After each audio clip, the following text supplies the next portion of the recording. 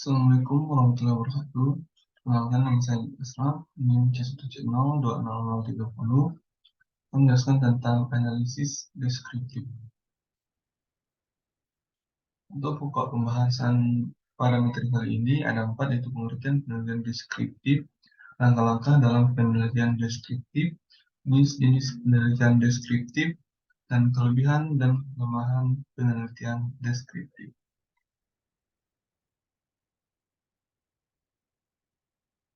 Untuk pengertian penelitian deskriptif,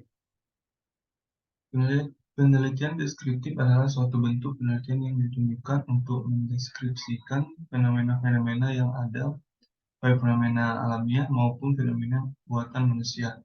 Fenomena itu bisa berupa bentuk aktivitas, karakteristik, perubahan, hubungan, kesamaan, dan perbedaan antara fenomena yang satu dengan fenomena yang lain.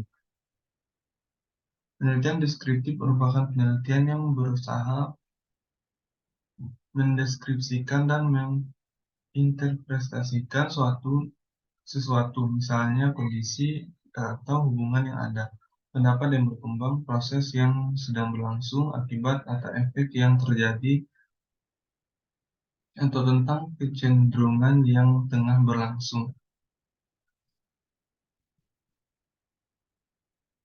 Selanjutnya, langkah-langkah dalam penelitian deskriptif.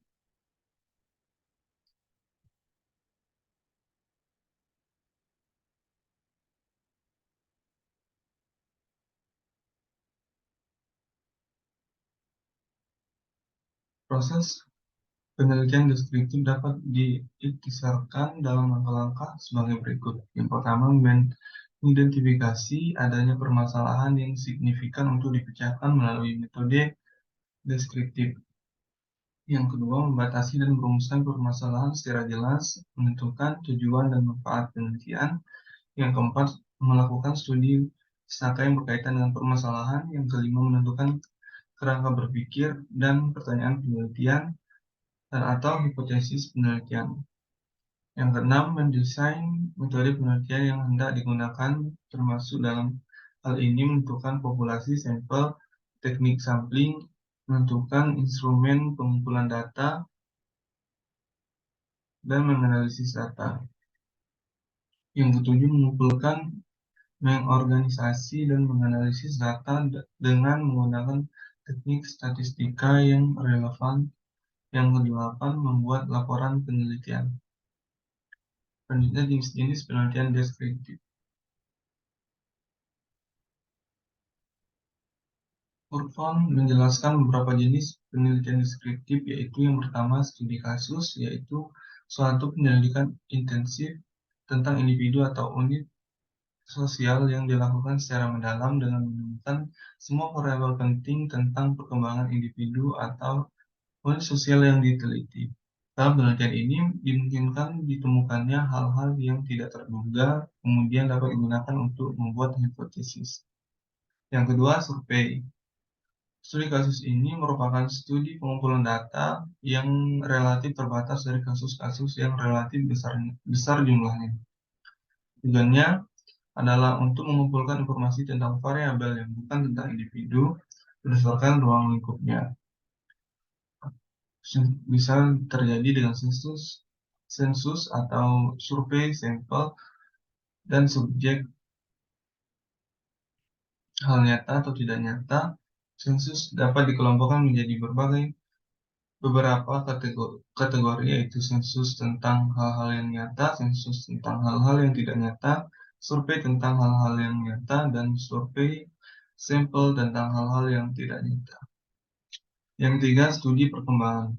Studi ini merupakan penelitian yang dilakukan untuk memperoleh informasi yang dapat dipercaya, bagaimana sifat-sifat anak pada berbagai usia, bagaimana perbedaan mereka dalam tingkatan usia itu, serta bagaimana mereka tumbuh dan berkembang. Hal ini biasanya dilakukan dengan metode longitudinal dan metode cross-seksional.